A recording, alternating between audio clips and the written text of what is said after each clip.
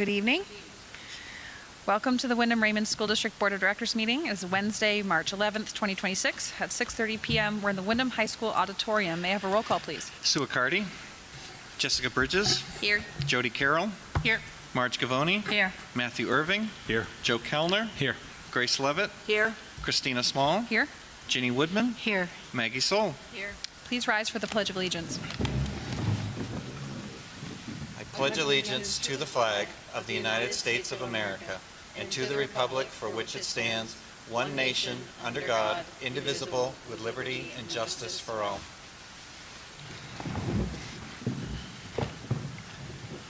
Item 4, agenda approval. May I have a motion, please? I move to accept the agenda as presented. Second. Board discussion? All those in favor? Agenda is accepted. Next item is public input. Does any administrator wish to speak tonight? Seeing none, we're going to move on to superintendent's report. Good evening, everyone. A couple things I want to share tonight. So first of all, there was a great Maine Monitor article that came out yesterday, and whether or not that's going to go to other media outlets across Maine. But Kirsten Chansky, who is our math coach, was featured in that for a phonemic awareness curriculum that she has developed. Just done some amazing work. And just for board members, Kirsten was here back in January, sharing some of her work, sharing some data. I know she's also had a chance to come before the curriculum committee. Kirsten, along with Beth Peavy, are in Springfield, Illinois, arriving tonight. They're presenting at a literacy conference tomorrow for the Illinois State Literacy Association, just sharing some of the work that's happening here at RSU 14 and some of those basic early literacy skills. But just congratulations to her. She's done some amazing work. I know she has a book that it will soon be published. In addition, we've had conversations with Johns Hopkins about having the work reviewed and the research reviewed, which would then allow it to qualify for use in other places using federal funding. So it would have met that research piece. So just congratulations to her. It's just some amazing professional work, and we are fortunate to have her here working with students in RSU 14.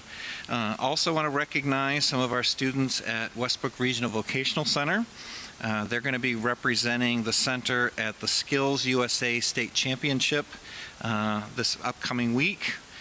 So Wyatt Jean in the building trades, Gabriella Wright in cosmetology, Izzy Neal in cosmetology, Zoe Horwith in culinary arts, Bryce Jarvis in firefighting, and Olivia Olson in medical occupations.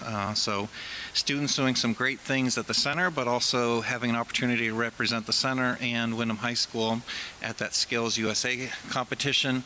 Students who score high in that competition then can qualify for nationals, and we have had some students in the past who've been able to make it to nationals.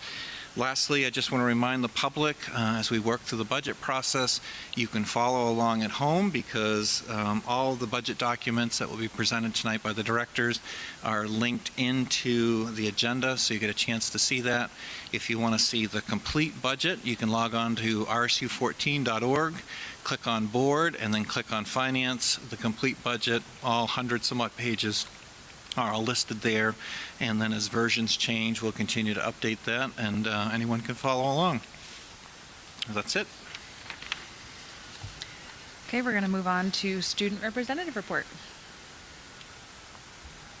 I just wanted to say congratulations to all of the robotics students who participated in the state level competition last weekend.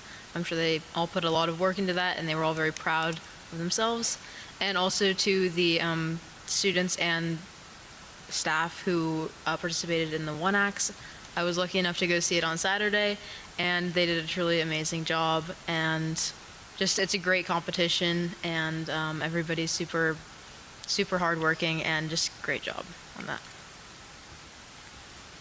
Thank you. Next item is board roundtable. Does anybody, go ahead, Grace. Well, the One Act as well I was able to see, and it was absolutely phenomenal. So I was glad I got to see that. And I also wanted to just mention my board colleagues, the Maine School Board Association, the regional meetings that are happening. They're doing a legislative piece on it. If you couldn't catch the one this week, there's 2 more coming up on Zoom. Always good to hear that information. But last but not least, I want to really thank our superintendent for having come out to Raymond last night? Was it last night? Okay, sorry. And did a presentation for the select board there. Budget committee was also in attendance, and he did an overview of the proposed budget and included as well a presentation on progress of the middle school. Really good information. I encourage all our Raymond residents to catch it either on Channel 3 on the local cable or on the website. You can see the video once it's updated if you didn't watch it live. And for that matter, Wyndham residents could watch it on the Raymond website as well. It was very, very thorough and very helpful in explaining all of this. And we want people to be informed. So again, thank you. It was great. Anyone else? Okay, we can move on to committee reports. Finance. All right, good evening. Finance met, gosh, that was just yesterday too, wasn't it? We continued our series meeting with the A-Team Cost Center directors for a budget session to go over their proposed budget for fiscal year 27. We met yesterday with, the 2 elementary schools, Raymond and Wyndham Primary School, Manchester School, and the Katahdin program. I personally have really enjoyed these sessions with the cost center leaders. It's allowed us some extra time to drill in, exercise our board oversight role, and really learn a lot more about not only the money, but what goes behind the money in the district. So, sincere, deep appreciation to the folks that have participated in that. Tonight you're going to hear from technology, athletics, facilities, adult ed, and transportation. I want to share a couple of themes with you, not to steal their thunder, but just things that I took away. Technology, just so impressed with the efforts to find innovative ways to save the district money in the long term. You're going to hear about some of that tonight. A lot of work going into ensuring our network infrastructure is secure, supports the future, the needs of our students. Those costs just continue to rise, but the way that this is being managed to make sure that we're being as fiscally responsible as possible is impressive. Athletics, again, great work by Nate and team to really try to manage the increases while still providing our students with a great experience here in RSU 14. You'll hear about some of the pressures, perhaps some of the future long-term thoughts, but again, having those excellent programs here is just so impressive. Facilities, I'm always just blown away to look at the facilities in the school district. I've been in several other districts, in-state and out-of-state, and our facilities, especially for the age that some are basically flawless. The way they're taken care of, the pride that goes into that, I continue to be impressed by. I'm also really impressed by Bill's leadership and the work he's done to manage our costs going forward, particularly around utilities and some of the innovative things RSU 14 does to manage those utility cost increases that we're, for the most part, been shielded from, which is so great. Adult ed, folks, this program is amazing, what we do for our community, and I know we talk about it here, but perhaps not enough. I hope that all of us can continue in our communities to recommend the programs that they offer at adult ed, the enrichment programs, ESOL, high school completion. Some of the stories that were shared with us were just amazing, and we should be really proud of the work there. Transportation, holy cow, they do it every day, and they do it well. What a team, and again, finding ways to be more environmentally conscious, continue to be efficient. You'll hear all those things, and I hope the public recognizes the gift we have in this district to have such talented and dedicated people that think about ways to serve students in the best way possible every day. So a bit more than I planned to say, but there you have it. We'll meet again at the end of the month. I believe it's March 31st. Unfortunately, I didn't write it down, so I'm going from memory. The big work product that we are doing right now is a budgetary education document to help folks better understand what goes into the school budget. It's not simple, and it's taken me a long time to wrap my arms around. We're trying to put this forward in a way that is digestible by the public and helps them understand where their tax dollars go. I do want to point out some teasers in that document for my fellow board members and those watching.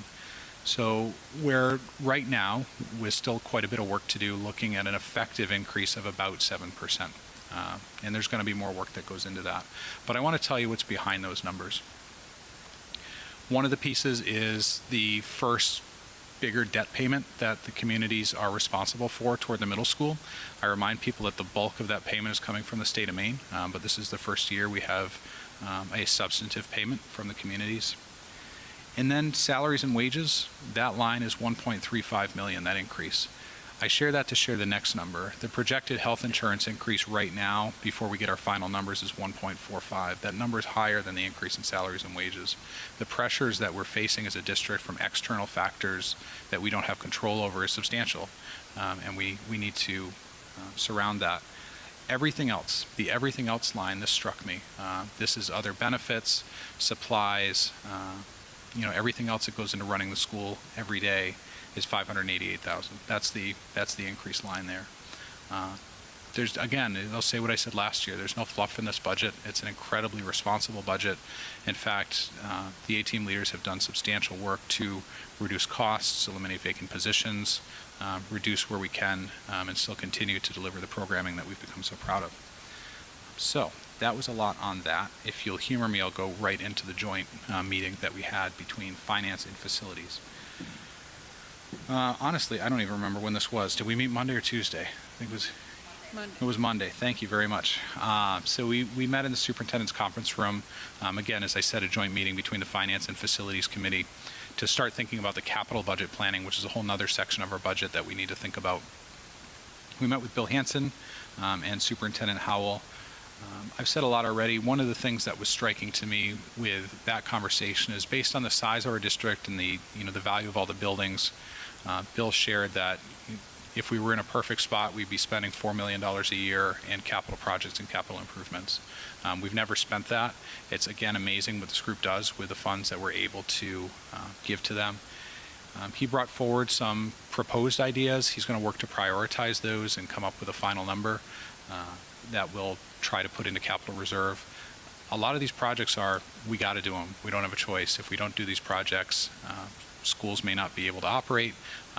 They're, again, no fluff, and it's incredibly responsible. I'm always tempted to say, well, why don't you do this and this and this? Because, we should. It'd be great. And I'm always grounded by realizing, these are the have-to-dos. Again, couldn't be more impressed. We look forward to a workshop that we'll be holding in a future date to go through the prioritization with the full board. We thought that would be valuable for folks to see that and look to what that capital ask is going to be that's on the budget warrant for fiscal 27. A lot out of me tonight. I apologize, but thanks for humoring me and always happy to take questions. Marcia, do you have anything you wanted to add on behalf of facilities? No, I think Joe pretty much hit it all. Of course, as you said, the idea of having this joint meeting was basically so the Finance Committee would have a better understanding of what the facility plan going forward is and how it affects the budget, which I think was pretty much in depth, as he explained. And we don't have another meeting set up for just facilities at this present time. Although we do have a meeting set up towards the end of the month for the new middle school, and so we'll hear more on that after, when we get out there in the mud. Hopefully the snow's all gone. All set. Policy? Sure. So we met on Monday, March 9th, and we continued our work around finishing all of the required policies and updating everything so that it's being looked at by our board, every single policy in the last 5 years. So we have over 200 policies, as we know, regulations, exhibits, et cetera, and we are less than 16 away from that goal. So we're feeling really proud for that. And we are going to have the administrative team speak into those last few and see which ones we can finish realistically by the end of this season. We have 5 more policy meetings since we're out of the snow. I hope we won't lose any more. We lost 2, so that was kind of tough. Having said that, we did meet on Monday and we finalized a few policies, which was great. We finished JLCB, which is our immunization policy. Of course, we'll bring that to you with more detail on March 18th, as well as we're proposing a new exhibit for the district, which we'll present at that time as well. We also finalized our work on JLCC, which is the communicable infectious diseases policy, as well as the regulation, and we have that out to the nursing team to look at it again to see if we want to take the regulation for that policy to an exhibit. So we're working through that, and pending that decision, we'll bring both of those to you on March 18th as well. We also did some work on KFD, which is community use of school facilities and grounds. And this was a request that we take a look at that. This is not a required policy, but we reviewed the concept of also introducing an exhibit to capture costs that are currently outlined within the policy, just a secretarial piece that we would create an exhibit to go alongside of this. And that one will get kicked out to our next policy meeting because we didn't quite finish our work on that one. We did finalize GBO, which is family care leave, and this has been on our agenda for 6 months. So we were feeling really pleased to have gotten through that one. And then we did also begin our work on DJ purchasing, which our group had looked at. The board looked at this in 2019, but it is a required policy with some updates. So that one will be added to our next agenda. We'll meet again on March 23rd at 9:30, and as always, our agenda is on rsu14.org under board committees, and we'll continue to work through, hopefully, as many as we can for the remainder of this year. Thank you, Jody. And I believe curriculum has not met. No, due to parent-teacher conferences and all the busy stuff, we give them March off. All right. Report of the secretary. May I have a motion, please? I move to approve the minutes of the March 4th, 2026 meeting. Second. Board discussion. All those in favor? Minutes are approved. All right, we have arrived at our budget presentations, and first up is the athletic director, Nate Pelletier.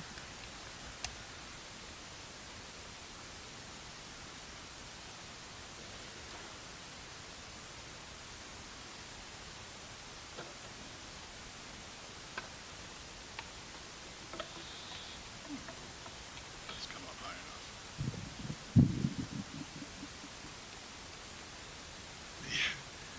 Bend down like. Yeah, maybe I'll just hold it. This work? There we go. Hello, everyone. Before I begin the budget thing, I just wanted to talk about our winter season really briefly here. We had a successful winter season. When I look back at it, it amazes me the amount of opportunities that we offer for kids with all the sports. So it's pretty cool. So I'm going to rifle through these because I don't want to be here too long, but Alpine Ski sent 12 kids to compete at the state championship, and they represented themselves very well. Cheerleading had a great year. They participated in regionals and were one spot away from qualifying for states. Boys and girls basketball both made the playoffs and represented themselves very well. They both had really close quarterfinal games, but ended up losing those. Boys ice hockey was very competitive all year, and they were just one spot out of making the playoffs this season.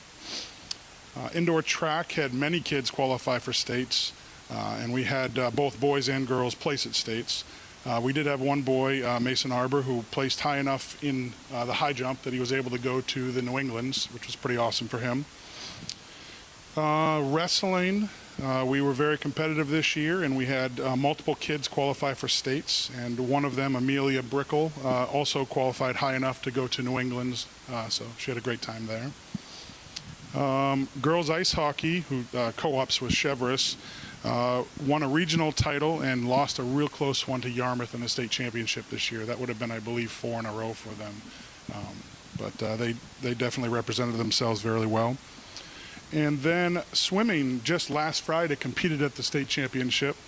We had multiple groups, whether they're relays or individuals, place at the states. And we actually had our one and only state champion this winter, Sullivan Scharf, in the 500-yard freestyle. And my plan is to get him here maybe in the next couple weeks so we can celebrate him. So that was pretty awesome. Oh, and obviously the most important, I believe, is Unified's finishing their season up over the next week. And we actually have them next Wednesday here playing the Wyndham police department and fire department. So that's at 3:30. So if you want to come out and see an amazing event, that would be something I definitely recommend. When is that again? Wednesday, March 18th, 3:30. All right. Budget-wise, I don't have a ton of increases. A lot of the stuff that's increased in my budget is really connected to things that I have no control over, officials' fees, police department fees, any of those things. So that when you see the purchase services line go up, it's really connected to all of those fees, and those are dictated by the MPA. We do have some dues and fees through the state, through our conference, some of the wrestling fees and ski fees. You know, when you're dealing with outside entities like the ski mountain or the swimming pool, their fees seem to always go up. So I don't really have control over those, but we need a place for our kids to ski and to swim and to wrestle. So that's where that budget line is going up. And then the only other big one I have is we're kind of in a cycle for uniforms where we need football and ice hockey. And it's just those are two of our biggest costs that we'll have for uniforms. So I have a line in there just to add a little bit money this year to cover those, but I would assume that that's going to go back down the next year once those are done. But that's this year's budget. Long-term goals, you know, we're really looking at the softball field needs a huge makeover. It's probably not going to happen in this cycle, but it's definitely something that we're in the works to do, which will also include the new scoreboards for softball and baseball at that time. I'm kind of holding off on the scoreboards because of placement of where they're going to go, and when we do that whole makeover, it would just be the right time to do it then. I've been able to be connected to the middle school project with Bill and Chris on the athletics side in the new building. It's going to be absolutely amazing, but we've been able to talk to the engineers and do some changes if we had to best suit our students and what we see is going to be best for the future. So it's been a good year. That's all I got. Any questions? Amazing. Well, thank you. I do have a question. I know that you would not be replacing uniforms if they weren't at the end of their lifespan. I'm just curious how old they are. Uniforms usually can last 5 to 6 years, depending on the sport. Football is they're pretty rough on them, and hockey is the same. But usually you can get 5 to 6 years out of them, and they get pretty raggedy at that point. Some of the sports we can do maybe a 7th year, but there's a cycle that they're on, and every sport's kind of 5 or 6 years. And I will say hockey's been probably about 8 years now, so those would definitely need to be done. That's impressive they've even lasted that long, Yeah. so definitely needed it. I just want to point out your budget request is 1.17%. So, I mean, you've talked about these things that you can't change, and you don't have a lot of staff, but that's still a really small increase. So just thank you for being mindful in general of just keeping that small. Thank you. Yeah, and I'd like just to mention that over the last couple of years, I've tried to do a lot of long-term sort of purchases as well with wrestling mats, with pole vault, with high jump. We're looking at getting hurdles. So like those things are things that will last for 20 years that will help us out. And they did last for 20 years. Now we're kind of at the life cycle where they need to be replaced. But we've done a good job, and I appreciate all the support so I can do those things. So thank you. Thank you. Nate, if you could just briefly mention that there's a piece that the public is probably not aware of, which is the amount that boosters fund into programs such as football. And I don't know if you can just quickly capture. Yeah, I mean, the boosters have helped out in all of our sports. It's been absolutely amazing the amount of help that they give, whether it's helping the ski team go to states, which is a 2-day event. Every single season, they're donating money to each one of the programs to help with the fundraising pieces. Football has its own sort of football boosters and also connected to our athletic boosters, but they really pay for all of the equipment, the helmets, the shoulder pads. Those are costs that we don't have to do every single year. And football helmets can be $1,000 now. So when you're talking about having 60 to 70 kids, that's a huge chunk of change. So the help that they give us is tremendous. So. Is that what you're looking for? Yes. All right, next up, we have Technology Director Matt Vandenberg.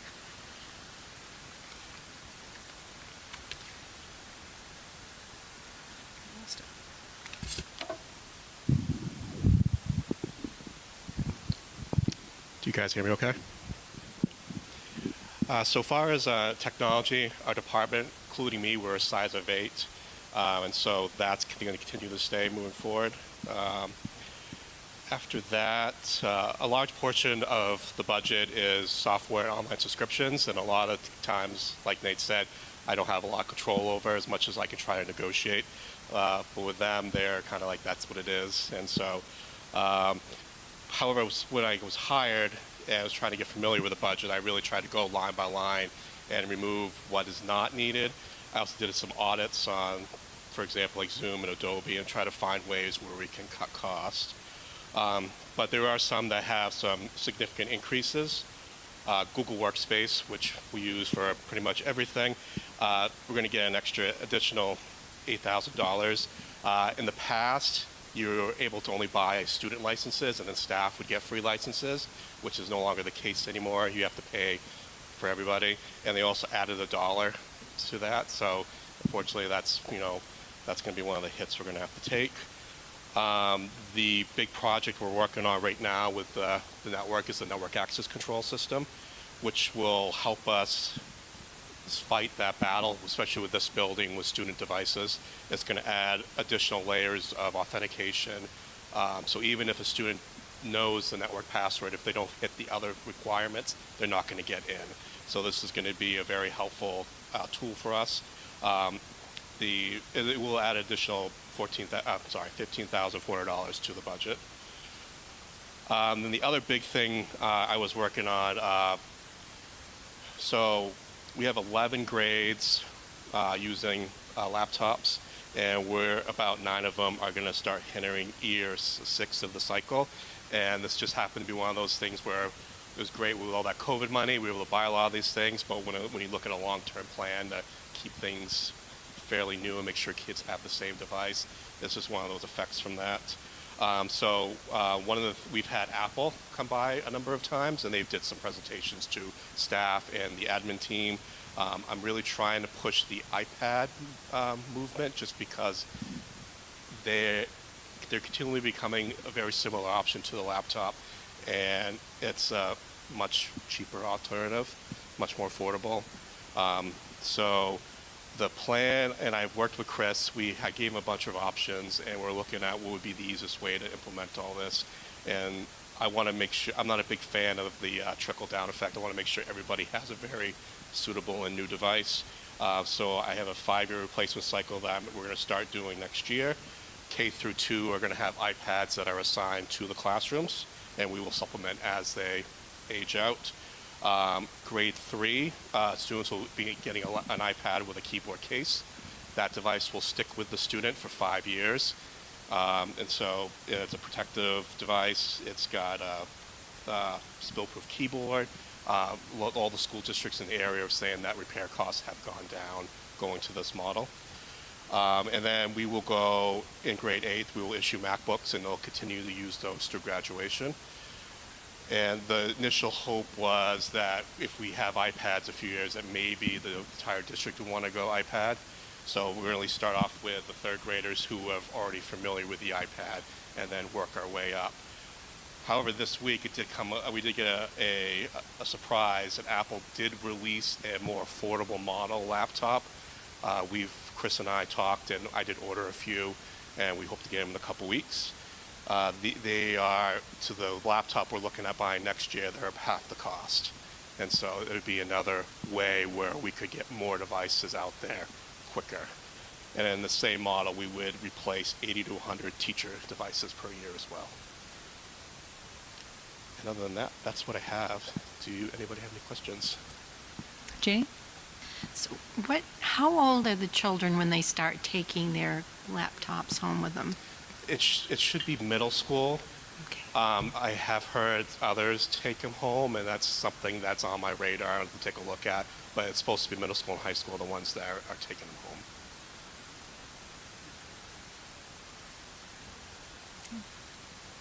home. I just had a comment I think that we had discussed in our meeting, and I hope it's okay to say, is just that I was a little skeptical about removing the keyboard and the experience with the computer itself, but the team showed me the iPad with the case, with the touchpad and the keyboard, and it's nearly identical in terms of the experience. It's smaller, but just thinking about us doing our own insurance and then repairs, the idea of the student keeping the devices is wise. I was just thinking the MLTI rebates for those iPads. Did you say it was $40 compared So to? MLTI for one grade every year will reimburse $479 per device. And so it would end up being like $53. Compared to the laptops, which are? Yeah, so the laptop and the laptop, in all devices, I include the Apple Care, which is an additional Sure. cost. And the laptops ended up being like $700 with that reimbursement. But with the new laptop they just released, the price of that's going to be $600. So again, that makes it much more affordable as well.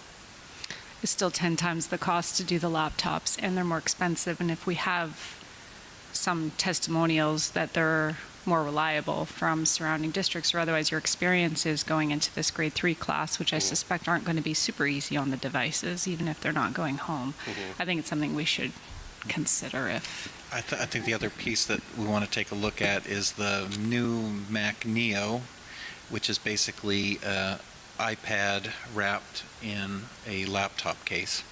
And so one of the things that is attractive about an iPad versus a laptop is that really allows us to control the apps to make sure that what is actually on those machines is what we want to educationally be there, reduces VPNs and other ways that students can bypass our filters. But then again, we started MacBooks in an age where so much of the computing had to happen locally in order for students to access programs. With cloud computing and now devices being a gateway to things like Google or to students doing their iReady pathways or other pieces, really they just need a way to access the internet. And so the computing demands of what is actually on the device have dropped dramatically because basically you're accessing. So Matt has had some great ideas for ways that we can make sure that we're in a good purchasing cycle, but then in addition, how do we make sure that students have the right machine, but maybe not over purchasing what we need to have based on where technology has gone. And really in the last 2 to 3 years is when it's taken off, and cloud computing services have really grown dramatically. So we have some of the Neos that are coming. We'll try them out. And who knows, we may actually use this as a model to head into the high school as well. And Apple's done an excellent job. They've been over at least 3 times in the past couple months, and they did a recent presentation with the A-team, and Ryan Wiggins is their lead educator, Apple engineer, and you can talk with Christine, but he controlled that room, and there was a lot of wows in that for sure. Thank you very much. Thank you.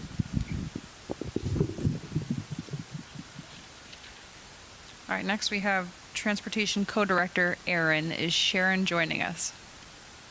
All right.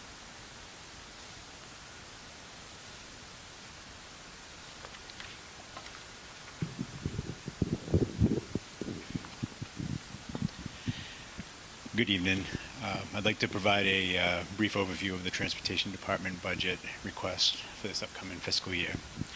As part of our ongoing fleet replacement plan, the budget includes acquisition of 3 77-passenger propane buses and 3 vans. These purchases will allow the district to remain on schedule with our established school bus and van replacement cycle, ensuring that we maintain a safe and efficient fleet for transporting our students.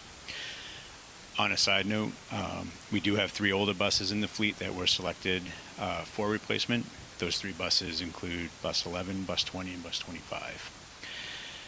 Within the operation portion of this budget, there are slight increases in school bus parts and maintenance supplies, which will consist with maintaining and servicing an aging fleet while ensuring vehicles remain safe in operating conditions.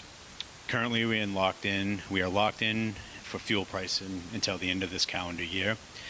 I will be meeting with Brian Morin, who is the Public Works Director, this fall to look at next calendar year for pricing. And also a side note for pricing on this year, gas we're locked in at $2.19 per gallon, diesel is $2.46 per gallon, and propane is $1.53 per gallon. Last year, the department explored transitioning to a different student tracking and GPS system, but after evaluating some of the operational concerns with the platform, we had made the decision to remain with our current vendor, which is Tyler Technologies. From a staffing perspective, there are minimal changes for FY 26-27 budget. You will see on the budget cover sheet that there is a bus driver trainer position added. This position is currently filled. This role is focused on ensuring that our drivers remain properly trained and up to date on all safety procedures, state and district regulations, and any ongoing safety concerns that arise within the transportation department. By strengthening our internal training and oversight, this position helps reinforce our commitment to maintain the highest possible safety standards for the students that we transport each day. Additionally, we combined 2 part-time van driver positions into 1 full-time position. This adjustment improves staffing efficiencies while maintaining the level of service needed to meet our daily transportation needs. Overall, the transportation budget remains largely consistent with current year, with adjustments primarily tied to fleet replacement, operational costs, and to maintain safe and efficient transportation services for our students. Thank you, and happy to answer any questions. Marge? Actually, this is for you, Chris. Well, people are going to see in their book, it says the two passenger buses, and we had discussed when we had our meeting with the finance committee, basically making that 3. Is that going to have an effect on his budget as presented here? So version 7, this is version 6 that you're looking at. Version 7 will include the 3rd bus, and we'll actually see a reduction in a van.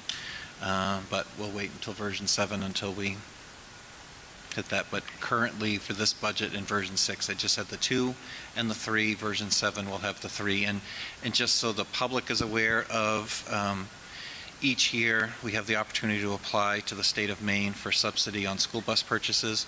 And within that subsidy, the district's responsible for paying the first year upfront cost, and then we receive reimbursements in subsequent years.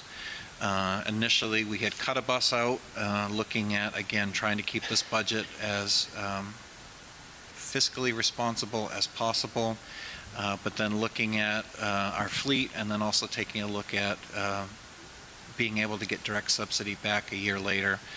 It just made sense to add the bus back. I think we're all set. Thank you.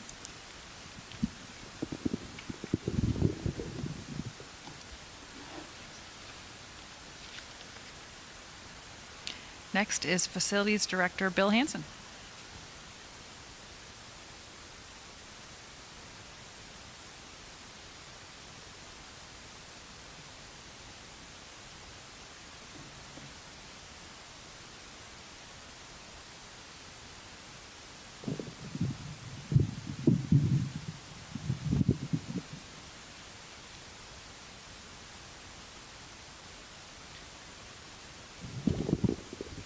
It's great to be here tonight.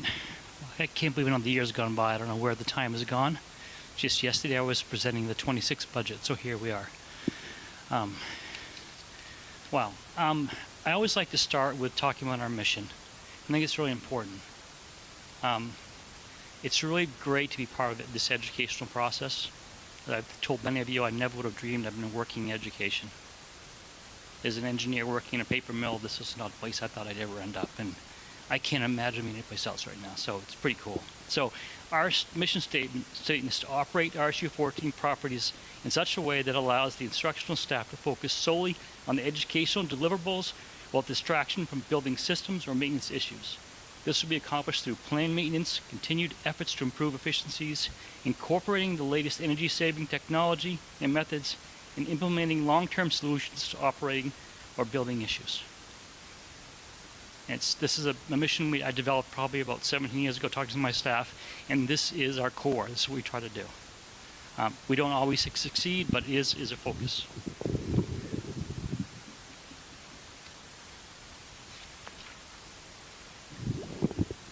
I am going to share, I'll spare you all the multiple reviews of the buildings and things. What I will tell you, if you look at all of our systems and buildings, boilers were in great shape.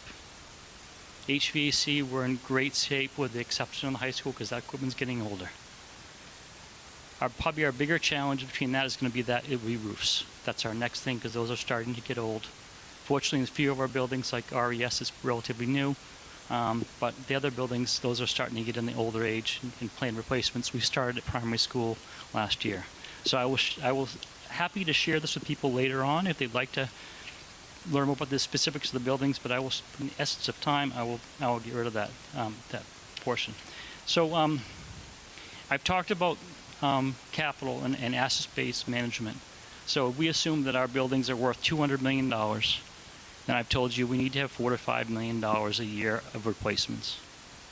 Okay, and I have to tell you that probably based off the value of our new building we're building, that $200 million number probably is a little bit light for replacement.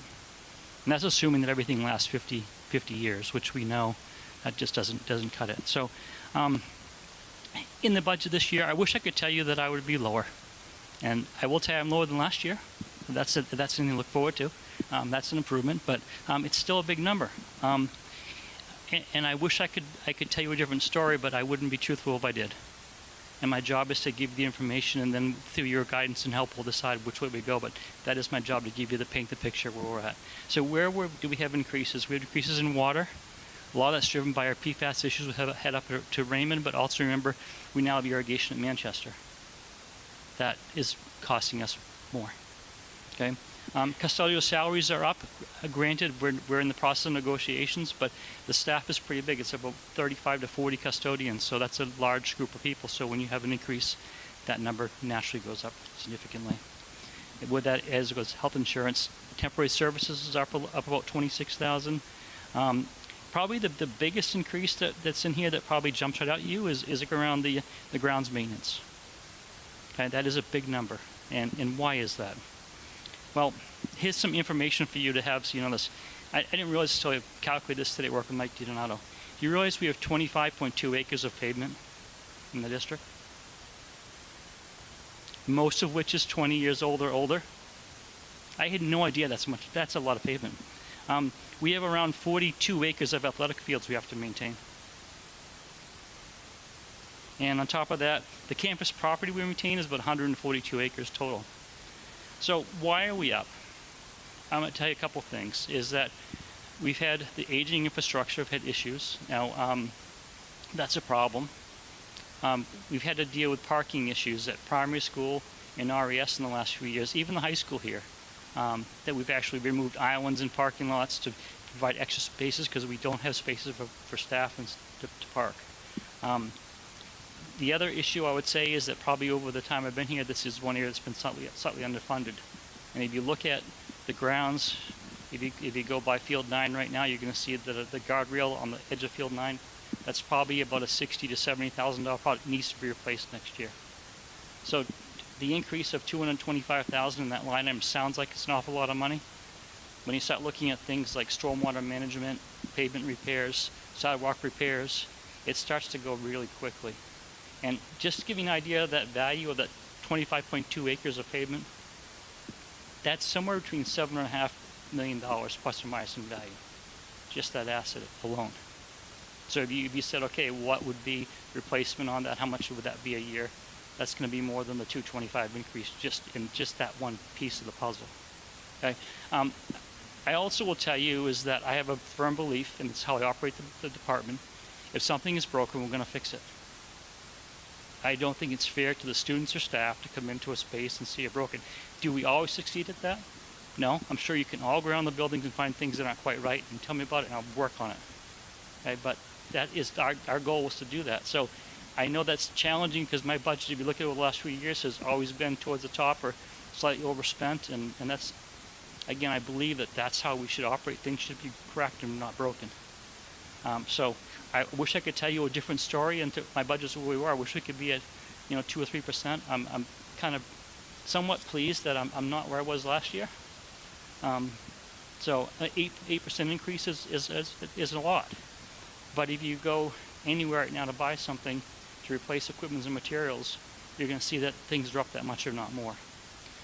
One thing that we did significant decreases, just so you know, we cut the fuel budget by $104,000. We did that through the fact that we are using less energy through our energy recovery system we put in, and also some really good buying. And finally, the last part of that would be is that we're saving some money through the off-site solar that we put in. So 3 components for that. The other big savings or cut in the budget is around $207,000 on MIP, which is maintenance improvement projects, which comes out of the operating budget. That was reduced on purpose because of the size of the budget.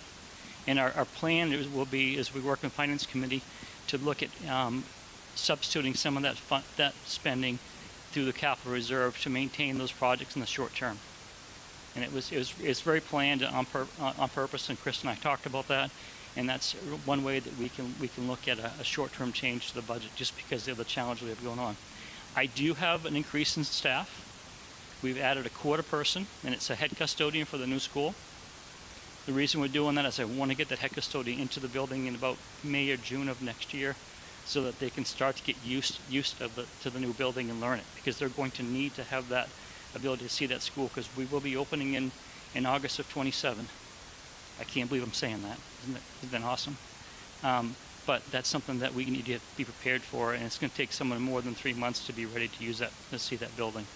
So with that, I'll answer any questions, or try to anyhow. Jody?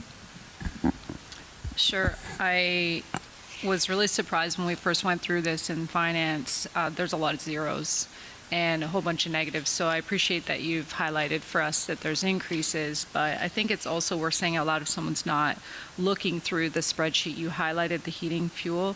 The electricity is 2.51%. There's not many places or people in Maine that can boast that with the amount that we use. So I think that's terrific, and a plan well laid many years ago by the district. So we're enjoying that, and also the negotiated contract. I also think it bears repeating that the energy recovery systems that we put in, whether it's investments in heat exchange or otherwise across the district, has resulted in that $104,000 reduction as well in heating fuel. Those are big numbers for sure. And almost 24% of this increase is, of course, you've got your health benefits in there as well, and salary. So I think this is a terrific effort to accomplish the very tough task that you are tasked with on a regular basis. The only thing I had a question about, and it may not be something that you can address today, as you did mention the water on pink page 1 of your budget, it shows the spend last year at $34K. I just missed this in our first review. Is $20,000 enough? I can see Manchester coming on board. You mentioned the water use. I just want to circle back and see if that's something that was just because of our investigative work over in Raymond, or just pushed us out of that. So what I can tell you is that right now at Raymond, the good news is that we have finalized, almost completely sealed the old well, and we got back our last PFAS test endpoint distribution, and it was 0, which is great. We still have PFAS coming in the raw water, and I'm waiting for that test result to come back. Our theory was that it was leaking through the old well into the aquifer, then into our new well, and that's why we've been sealing it off. So I am hopeful that sometime in this next fiscal year, we are able to actually see that PFAS level in the raw water drop to a point where it meets state standard. We've done a lot of work for that. There is money planned in the capital reserve to address a few things in the water system. One is to replace the actual distribution pumping system that's in the building, which was brand new in 1999. So that is money that's there that's not shown in this budget because it's planned for capital reserve. The other portion that's in the budget dealing with Raymond is replacing the lift station, which takes the gray water and pumps it up to the sewer system. So I'm hoping that we're near the end of our PFAS challenge up in Raymond, and a lot of those expenses will hit this year's budget. So I'm hopeful we're going to be fine. And the Manchester water is a little bit, I think we're going to be fine. It was a little bit overwatered. And since Mike DiDonato's really taken care of that, I think that our water usage has dropped. He really took that on late in the year last year and took care of it. So I feel like we'll be at a good spot with that cost. Thanks for clarifying. I also just wanted to say thank you at the end of another year planning an entirely new school and managing all of the buildings that we have in this district as well. Big thanks to your staff. You talked with us in detail about the middle of the night snow removal, just making the buildings safe and usable at 7 a.m. and just the Herculean task of that. So just want to at least say thank you and share that sentiment. Thank you. Ginny? Actually, I think I might have my question answered. I was just looking at the overtime custodial salaries, and I'm thinking maybe that's a big part of what that entails is the coming in late, coming in early, staying late for the snow removal. But can you speak to that a little bit? Sure, I can. So many of our buildings, particularly the high school, are open almost 7 days a week. So in that case, a lot of that time is overtime. When we have amazing events such as the plays that we have here and other things, that's generally overtime on our staff as they support that, again, that awesome work. And I say, I went to Greece this year. It was fantastic. But again, we have staff that are here that are working that and cleaning up afterwards. So our overtime, we do over 2 hour minimum call-in. So they're coming in on a weekend to lock or unlock. They're doing that. But we generally open primary school, middle school, and high school on the weekends for a lot of community use. And that is the intended purpose of the buildings. And we do generally not charge back any of the youth groups that are school related. And if it's a rec related, they will pay part of that fee, and that goes back onto the general funds. So it doesn't come back to my budget, so I don't see that.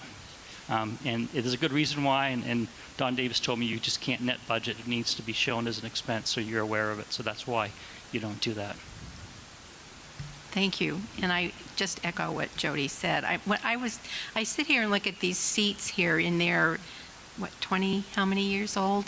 It really is a beautiful auditorium, and you've done an excellent job managing all I can't even imagine that your mind must be racing all the time, thinking, what's next? So thanks. That would be a scary thought to get in my mind. I'll warn you right now.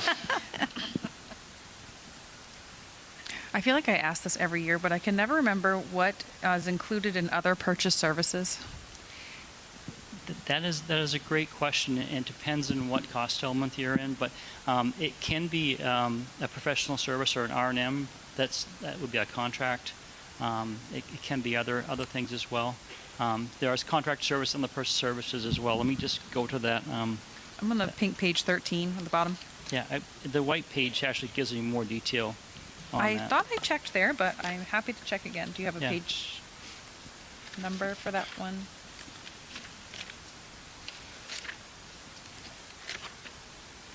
So, I mean, in some cases, like if it's a 2610 account, other purchase services, there's a couple things that substitute custodial coverage, as well as repairs to custodial equipment, if it's a 2610 line item.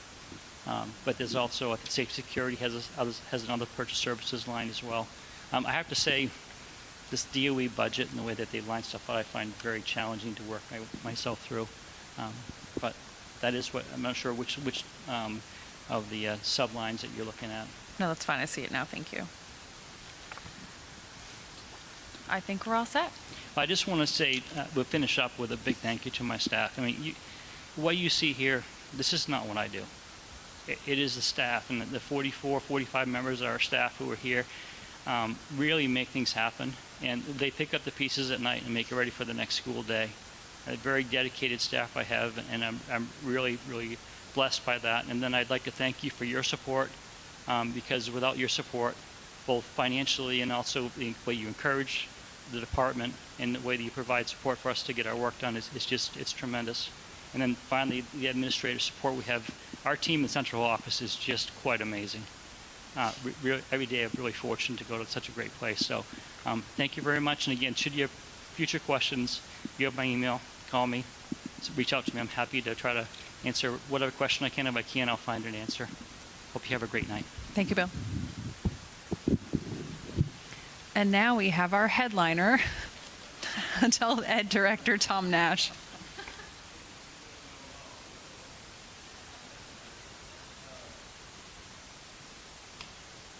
Again, thank you for this opportunity. It seems like I've seen you a lot over the last 3 weeks here. And I'd like to echo, before Bill leaves, I just want to say how much I appreciate what he does for us as well. I mean, you know, we have classes in the evening, we have classes on the weekends, and I lost count of how many times I've had to text him in the evening, on the weekends, or with a question. And he's always so good about getting back to me as soon as he possibly can, and making sure that the issues that we're dealing with are also handled, you know. So thank you, Bill, to you and your staff for always looking out for us. And I also wanted to thank my fellow administrators who left early, but it's just a joy to work with everybody, central office, the other administrators, and it's just nice how we all support each other with all the work we do and understanding what we do. And it's good for us to be here to hear what they do as well. I think it's always important. My budget is fairly simple. In talking to the Finance Committee recently, I mentioned that the majority of my increases are salary and benefits. There was one line that I had a question about. It was a reduction of $17,000, and it was because a staff member chose not to take health insurance. And that's it. Those are the big things. I have a $500 increase in my rentals and leases. That's one of the things we talked about. It's in our enrichment programming. Is because the cost of renting out other facilities that we need to access, usually large spaces that aren't available to us because of school sports, youth sports using them. So we have to find spaces to do exercise programs, yoga, Pilates, dance classes, and things like that. And we have to rent those spaces. And not the town hall, they don't charge us there, but other spaces, they do charge us. So in general, we do pass those costs on to the participants in those specific classes. But I still need to show an increase in that line. I was going to say, where are my reading glasses? And they're on my head. So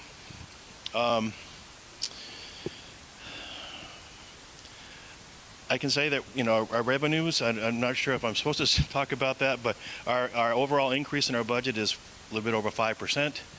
But with some additional revenues we're getting from the state, there'll be 0% increase in our local appropriation for adult ed. So, and those additional funds are going to help us with our growing program for ESOL, MLL learners. We have literally a new learner coming to us every week, wanting to enroll in our classes. And the same with the high school completion. We almost have a student, every week coming to us asking for services. I'm currently testing about 6 people in the high set right now as we speak. And we know that's just going to increase as the semester gets along. As it gets closer to the end of the year and they want to make sure they graduate and they come to see us. Just overall enrollments are down a little bit. We think that's a result of just people being concerned about their discretionary funds. Getting the word out about that. Jody, you gave us a really good idea at the state of the program, and I think also in the Finance Committee meeting about maybe doing some more, some different marketing techniques. We are going to do a summer program this year, and we're also looking at doing some classes in Raymond. We have some people interested in doing classes in Raymond, and also some parent-child classes to try to bring in some additional revenue and just reach a different population.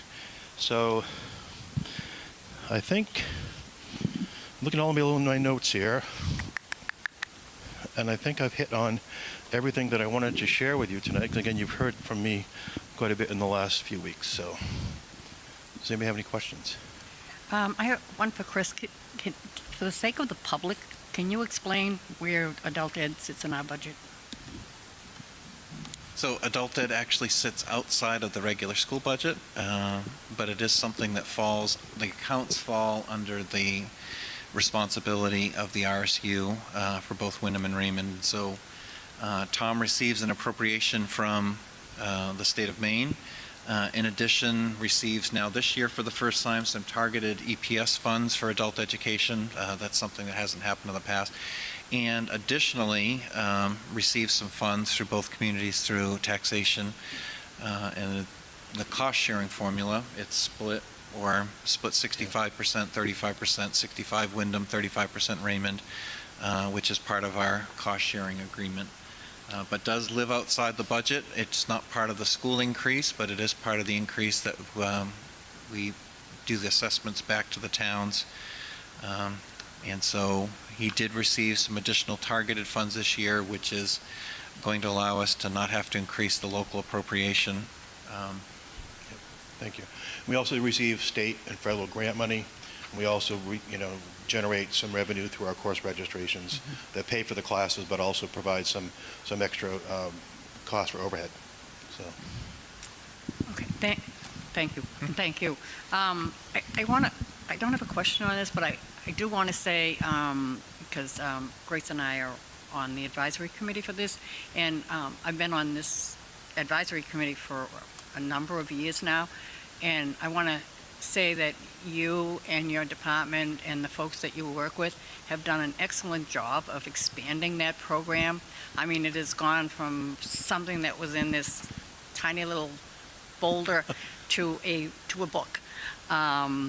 It's very diversified and just so, and I know Tom keeps asking people this, but if anybody has any idea of new programs, he's open to hearing it, or anything that would help, it would be needed in the public that you can see. And thank you so much for You're all welcome. you guys Thank do. you. We have a great staff. We do more than people think we just do enrichment. We don't. We do the high school completion, the English as a second language. We do workforce training, do online training. We do college transitions programming. We do quite a bit. We offer about over 700 courses every year for over 2,000 enrollments. So we do quite a bit. And we try to listen to the community to say, what do you want us to offer? Parent-child classes, more things in Raymond. So I think we're very responsive to the community. And thank you all for your support, not just this year, but always. Greatly appreciated. Further questions? No? Thank you so much, Tom. Oh, thank you.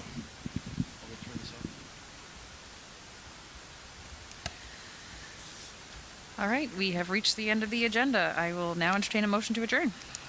I move to adjourn the regular meeting. Second. All those in favor? Motion carries. We are adjourned. Our next meeting will be March 18th at Jordan Small Middle School at 6:30 p.m.